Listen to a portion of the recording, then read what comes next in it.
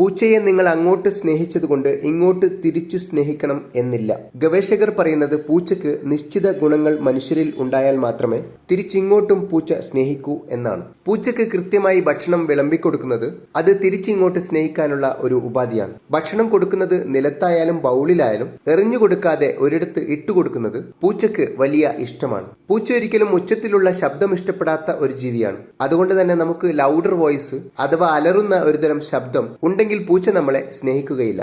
പൂച്ചയെ നിർബന്ധിപ്പിച്ച് പലതും ചെയ്യിപ്പിക്കുന്ന ആളോട് പൂച്ചയ്ക്കൊരിക്കലും സ്നേഹം കാണില്ല. പൂച്ച കൃത്യമായും ടെറിട്ടറിയുടെ ആളും അവരുടെ ബൗണ്ടറി സൂക്ഷിക്കുന്ന ആളുമാണ്. പൂച്ചയ്ക്ക് പവർഫുൾ മൂക്കാണുള്ളത്. അതുകൊണ്ട് തന്നെ നമ്മുടെ ബോഡി സ്മെല്ല് അവയെ ആകർഷിക്കും. നല്ല സുഗന്ധങ്ങൾ പൂച്ചയെ ആകർഷിക്കുന്നുണ്ട് എന്നാണ് ഗവേഷകർ പറയുന്നത്. പൂച്ചകൾ എപ്പോഴും ഹാബിറ്റ് ക്രിയേച്ചർ ജീവികളാണ്. അവയുടെ ഉറക്കം, അവയുടെ റെസ്റ്റ് എന്നീ സമയത്തെല്ലാം നമ്മൾ കൂടെ ഉണ്ടായാൽ പിന്നെ പൂച്ചകൾ നമ്മളെ വിട്ട് എവിടെയും പോവുകയില്ല.